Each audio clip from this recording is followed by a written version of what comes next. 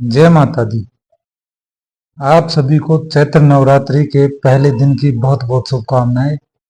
मां शैलपुत्री आप सभी पर कृपा करे। चैत्र नवरात्रि का शुभारंभ चैत्र महीने के शुक्ल पक्ष की प्रतिपदा तिथि से होता है। प्रतिपदा तिथि में कलश स्थापना करने के साथ ही मां दुर्गा का आह्वान किया जाता है और स्थापना करने के साथ 9 दिनों के व्रत पूजन का शुभारंभ होता है। इस बार चैत्र नवरात्रि का शुभारंभ होगा 30 मार्च 2025 दिन रविवार से। चैत्र नवरात्रि पर्व समाप्त होगा 6 अप्रैल दिन रविवार को। इस बार नवरात्रि की पूजा करने के लिए केवल 8 दिन का ही समय मिलेगा और प्रतिपदा तिथि प्रारंभ होगी 29 मार्च शनिवार शाम 4:28 से। प्रतिपदा तिथि की समाप्ति होगी 30 मार्च दिन रविवार को दोपहर 12:49 पर। क्योंकि कलश की स्थापना प्रतिपदा तिथि में उदय तिथि के अनुसार की जाती है और उदय तिथि 30 मार्च रविवार को ही प्राप्त होगी, इसलिए कलश की स्थापना और मां शैलपुत्री की पूजा 30 मार्च दिन रविवार को की जाएगी। कलश स्थापना का सुबह का पहला मुहूर्त रहेगा सुबह 6:13 से 10:22 तक, और इसके अलावा जो दूसरा शुभ मुहूर्त होगा वो अभिजीत मुहूर्त में दोपहर 12:01 से 12:50 तक रहेगा।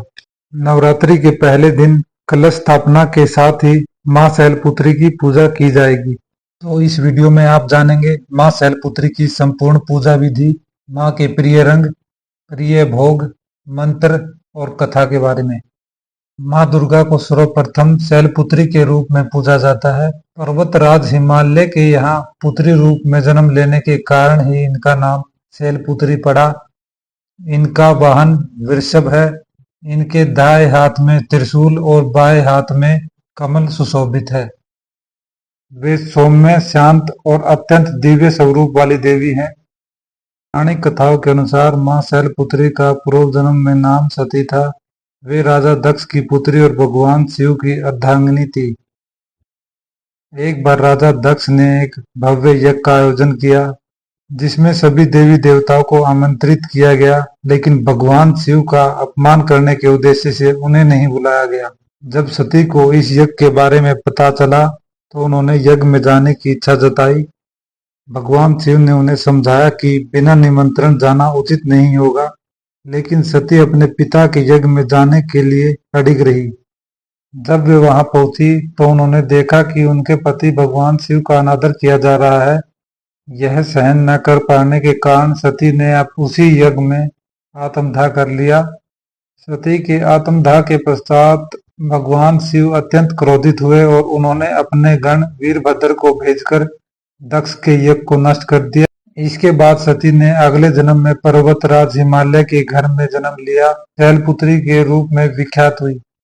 इसी जन्म में उन्होंने कठोर तपस्या कर भगवान शिव को पुनः पति रूप में प्राप्त किया। मां शैलपुत्री की पूजा की विधि। प्रातः स्नान कर स्वस्थ वस्त्र धारण करे और व्रत का संकल्प ले। पूजा स्थल पर कलश स्थापित करे और गणपति वंदना करे। उन पर लाल या पीले वस्त्र चढ़ाए। शुद्ध घी का दीपक प्रज्वलित करे। उन्हें दूध से बनी मिठाई, घी और सफेद रंग के व्यंजन अर्पित करे। ओम देवी शैलपुत्रीय नमः का 108 बार जाप करे।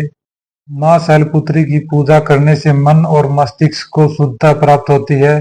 यह पूजा आध्यात्मिक शांति प्रदान करती है और व्यक्ति के जीवन में सुख समृद्धि लाती है।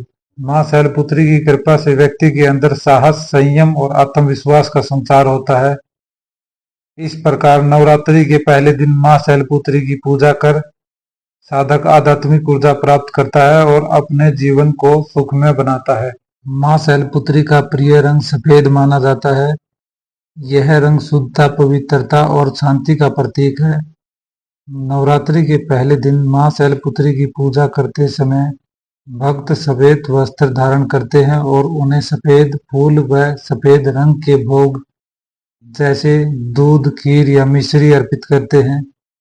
कल फिर मिलेंगे मां ब्रह्मचारिणी और मां चंद्रघंटा की पूजा विधि के साथ। क्योंकि नवरात्रि के दूसरे दिन इस बार मां ब्रह्मचारिणी और मां चंद्रघंटा की पूजा की जाएगी।